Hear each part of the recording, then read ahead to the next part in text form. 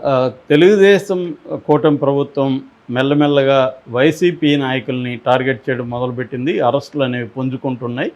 ఒక పక్క మద్యం కేసులో అరెస్టులు మొదలైపోయినాయి. ఆల్రెడీ కసిరెడ్డి అరెస్ట్ అయ్యాడు.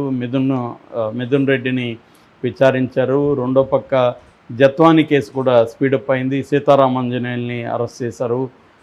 మాధవ్ గోరంట్ల మాధవ్ జైల్లోనే ఉన్నాడు. వల్లభనేని వంశీ జైల్లో ఉన్నాడు. పోసాని కృష్ణమురళిని ఆల్రెడీ అరెస్ట్ చేశారు.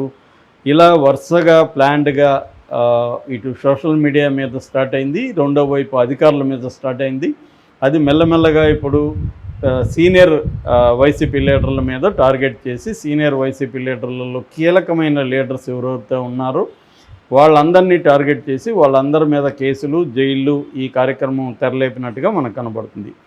దీంట్లో తెలుగుదేశం మీద తెలుగుదేశం కేడర్ కానీ తెలుగుదేశాన్ని సపోర్ట్ చేసే మేధావులు, జర్నలిస్టులు తీవ్రమైన విమర్శలు పెడుతున్నారు గత కొంతకాలం నుంచి. చంద్రబాబు అండ్ కో అంటే లోకేష్ కావచ్చు, చాలామంది కుమ్మక్కైపోతున్నారు వైసీపీ నాయకులతో.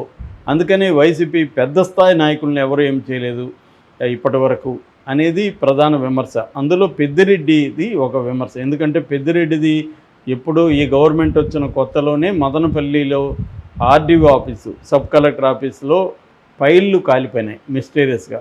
ఆ ఫైల్స్ ఏంటి అనుకున్నప్పుడు పెద్దిరెడ్డి ఆక్యుపై చేసుకున్న భూముల వివరాలు ఆ ఫైల్స్ అనేవి అన్నారు.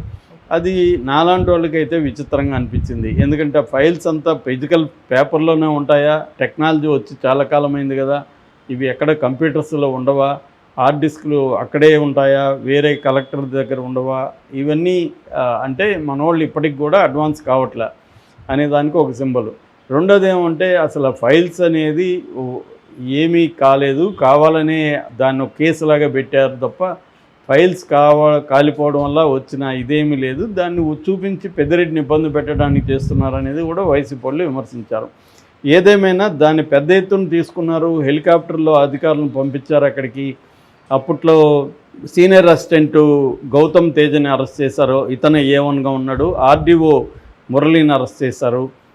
ఇతను A2గా ఉన్నాడు. ఇప్పుడు నిన్న ఒక పరిణామం చోటు చేసుకుంది. అదేంటంటే వంకమద్ది మాధవ్ రెడ్డి అనే అతన్ని నిన్న చిత్తూరు జిల్లా రొంపిచెర్ల మండలం పెద్దగొట్టిపల్లి ఫామ్ హౌస్లో అతన్ని అరెస్ట్ చేశారు. ఇతను చాలా దగ్గర వ్యక్తి, పెద్దిరెడ్డి రామచంద్రారెడ్డికి రైట్ హ్యాండ్ అని చెప్తారు ఈ మాధవ్ రెడ్డిని అరెస్ట్ చేశారు. మాధవ్ రెడ్డి A3గా ఉన్నాడు ఈ కేసులో. సో మాధవ్ రెడ్డిని అరెస్ట్ చేశారు కాబట్టి ఇప్పుడు మాధవ్ రెడ్డి వాంగ్మూలాన్ని తీసుకొని పెద్దిరెడ్డిని, మిథున్ రెడ్డిని ఇద్దరిని కూడా తండ్రి కొడుకుల్ని అరెస్ట్ చేయబోతున్నారు అనేది వార్త వైరల్ అవుతుంది. ఇది ఏ స్థాయిలో నిజమా అనేది చూడాలి. ఎందుకంటే ఫైల్స్ కాలిపోయినాయి. ఏం ఫైల్స్ కాలిపోయినాయి అనేది ఎగ్జాక్ట్గా ఎవడు చెప్పట్లేదు. పెద్దిరెడ్డి కొన్ని ల్యాండ్స్ ఆక్యుపై చేసుకున్నారు, ఆ ఫైల్స్ని తగలబెట్టించాడు పెద్దిరెడ్డి అనేది అందరూ కూడా ఇవాళ నమ్ముతున్నమాట వాస్తవం. అయితే దాన్ని కోర్టులో ఎలా ప్రూవ్ చేస్తారనేది పక్కన పెడితే అసలు ఎందుకు ఇప్పటివరకు పెద్దిరెడ్డిని అరెస్ట్ చేయట్లేదు, మిథున్ రెడ్డిని అరెస్ట్ చేయట్లేదు అనేది పెద్ద ఎత్తున చర్చ జరుగుతుంది. మిథున్ రెడ్డిని మాత్రం మద్యం కుంభకోణంలో అరెస్ట్ చేయడానికి తీవ్రంగానే ట్రై చేసింది.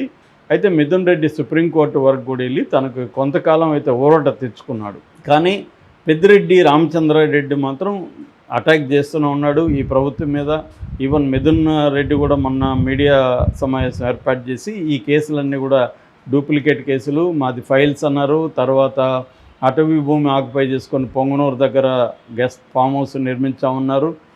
ఇప్పుడేమో మద్యం అంటున్నారు. ఏది కూడా తేలలేదు. ఇంకా మా మీద పెట్టాల్సింది మిగిలినవి ఒక డ్రగ్ కేసు, ఇలాంటివే ట్రాఫికింగ్ కేసు, ఇలాంటివి పెట్టాలి తప్ప ఇంక వేరే ఏమీ లేవు, అన్నీ పెట్టేశారు వీళ్ళు. కానీ ఒక దాంట్లో కూడా ప్రూవ్ చేయలేదు అనేది వీళ్ళు చెప్తున్నారు. నిజానికి పొలిటికలీ మోటివేటెడ్ కేసులో ఏది కూడా కోర్టులో ప్రూవ్ అయ్యి శిక్షలు పడేవి వెరీ వెరీ రేర్. ఒక లల్లు ప్రసాద్ యాదవ్ లాంటి వాళ్ళకే జరిగింది తప్ప మామూలుగా జనరల్గా పొలిటికల్ రైవలరీలో కేసులు పెట్టేవి వేధించడం కోసమే. ఎందుకంటే మన దేశంలో ప్రాసెస్ ఈజ్ పనిష్మెంట్ అంటారు. పోలీస్ స్టేషన్ దగ్గర నుంచి స్టార్ట్ అయ్యి జైలు వరకు ఈ పనిష్మెంట్ అనేది శిక్ష పడకముందే పనిష్ చేయొచ్చు. మనం అనుకుంటే, గవర్నమెంట్స్ అనుకుంటే ఒక వ్యక్తులను పనిష్ చేయొచ్చు. ఇప్పుడు ఈమెను తీసుకెళ్ళి 6 నెలలు పెట్టారు. ఆ తర్వాత ఏమైంది ఆ కేసు?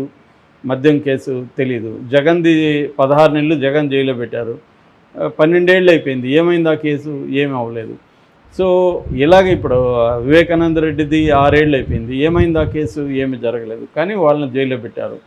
సో ఇలాగేందంటే శిక్ష పడకుండా జైళ్ళల్లో పెట్టి కేసులు అని చెప్పి పోలీస్ స్టేషన్ దగ్గర నుంచి వేధించడం అనే కార్యక్రమం చేయడానికోసమే ఈ కేసులు పెడతారు ప్రధానంగా. అంతేగాని దీన్ని ప్రూవ్ చేసి వాళ్ళకి శిక్ష పడాలనేది పెట్టరు. ఎందుకంటే వాళ్ళు కూడా ఇదే పని చేస్తారు.